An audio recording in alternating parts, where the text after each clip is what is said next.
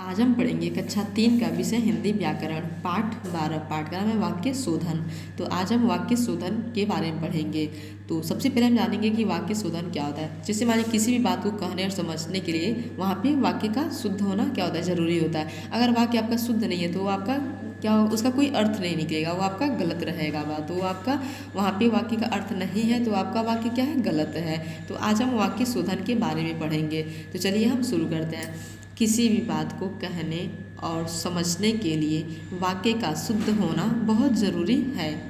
हम शुद्ध वाक्य को ही समझ सकते हैं। वाक्य में अशुद्धि हो तो वाक्य उसका अर्थ समझ में नहीं आता।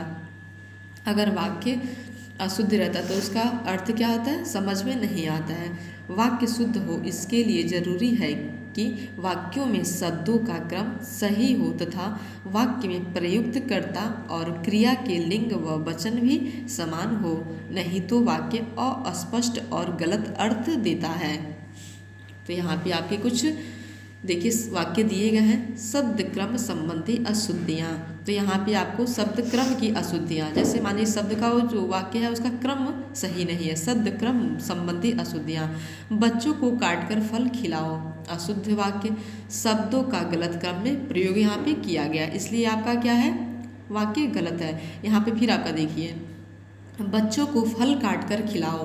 तो यहाँ पे काट कर फल खिलाओ आपका यहाँ पे क्रम की अशुद्धियाँ हैं।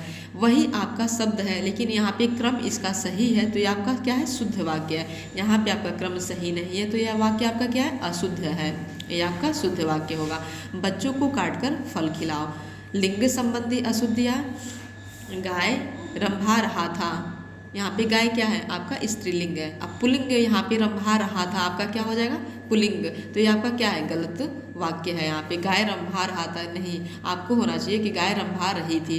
तो स्त्रीलिंग कर्ता के साथ क्रिया भी स्त्रीलिंग प्रयुक्त होगी। तो स्त्रीलिंग कर्ता के साथ क्या, यहाँ पे क्रिया भी आपका क्या स्त्रीलिंग की होनी चाहिए। तो यहाँ पे देखिए आपका दिया है गाय स्त्रीलिंग है तो रंभा रही थी क्या होगा, स्त्रीलिंग होगा। तो यहाँ पे आपका क्या है, वाक्य सही है। तो ऐसे ही आप अपने इस बुक को पढ़ेंगे और समझेंगे कि वाक्य शोधन क्या होता है। फिर आपका नेक्स्ट वचन संबंधी अशुद्धियाँ। लड़के बहुवचन खेल रहा था, ये आपका खेल रहा था, इसका शब्द क्या है, एक वचन में आएगा, खेल रहा था। अगर ये रहता लड़का खेल रहा था तो ये आपका वाक्य शुद्ध रहता, लेकिन यहाँ पे आपका बहुवचन है लड़के, तो यहाँ पे खेल रहे थे होना चाहिए। तो ये आपका क्या है, गलत है ये वाक्य। तो बहुवचन कर्ता के साथ क्रिया भी बहुवचन यहाँ पे प्रयोग होगी। तो वहाँ पे लड़के था तो लड़के खेल रहे थे, ये आपका वाक्य क्या है, गलत सही है। वहाँ पे आपके लड़के खेल रहा था, यहाँ पे था रहा था तो आपका वाक्य वो गलत था। यहाँ पे लड़के खेल रहे थे, यहाँ पे आपका बहुवचन प्रयुक्त हो रही है तो ये आपका वाक्य क्या है, सही है। सर्वनाम संबंधी अशुद्धियाँ। मैंने गृह कार्य करना है, ये क्या है, वाक्य आपका गलत है। अगर यहीं पे रहता है आपका कि मुझे गृह कार्य करना है तो ये आपका वाक्य क्या है, सही है। क्योंकि मैंने गृह कार्य करना है, आपका मैंने शब्द यहाँ पे नहीं हो, यहाँ पे होना चाहिए मुझे गृह कार्य करना है। तो ये आपका वाक्य गलत है, ये आपका वाक्य क्या है, सही है। तो आप इस वाक्य शोधन चैप्टर को पढ़ेंगे और इसे समझेंगे। कुछ अशुद्ध और शुद्ध वाक्य पढ़ो और समझो। यहाँ पे अशुद्ध वाक्य और शुद्ध वाक्य दिए गए हैं, इसे आप पढ़ेंगे और इसे आप समझेंगे। देखिए पहला, मैंने तुम का काम कर दिया है, तो मैंने तुम का काम कर दिया है ये वाक्य आपका गलत है। मैंने तुम्हारा काम कर दिया है, ये आपका वाक्य क्या है, सही है। दूसरा है आपका, मैंने आम नहीं खाना है, आपका होगा मुझे आम नहीं खाना है, ये आपका वाक्य शुद्ध है। मेरे को खाना नहीं खाना है, मुझे खाना नहीं खाना है। खरगोश को काटकर गाजर खिलाओ, तो खरगोश को काटकर नहीं, खरगोश को गाजर काटकर खिलाओ, आपका वाक्य सही है। मेरा नाना जी आया है, ये आपका वाक्य गलत है। मेरे नाना जी आए हैं। तुमने कहाँ जाना है, तुम्हें कहाँ जाना है, वाक्य आपका सही होगा। पेड़ में चिड़िया बैठी है, पेड़ में नहीं होता है, पेड़ पर होता है, पेड़ पर चिड़िया बैठी है। रेलगाड़ी कब आएगा, तो ये आपका आएगा क्या, गलत है। रेलगाड़ी कब आएगी, आपका वाक्य सही है। सिपाही ने बंदूक चलाया, सिपाही ने बंदूक चलाई, यहाँ पे चलाया नहीं चलाई होता है। दही बहुत खट्टी है, दही बहुत खट्टा है।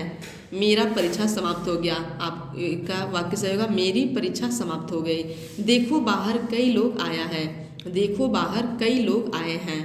मेरी चाय में कोई गिर गया, तो मेरी चाय में कोई गिर गया गलत है, मेरी चाय में कुछ गिर गया आपका वाक्य क्या है, सही है। तो आप अपने इस वाक्य शोधन चैप्टर को पढ़ेंगे, इसे भी आप पढ़ेंगे, इसे आप समझेंगे कि कौन सा वाक्य शुद्ध है और कौन सा वाक्य आपका गलत है। तो ये आपका होमवर्क है कि आप अपने बुक को अच्छे से पढ़ेंगे और अपने इस अशुद्ध वाक्य और शुद्ध वाक्य को पढ़ के समझेंगे। आज आपका क्लास यहीं ओवर हो रहा है। Thank you.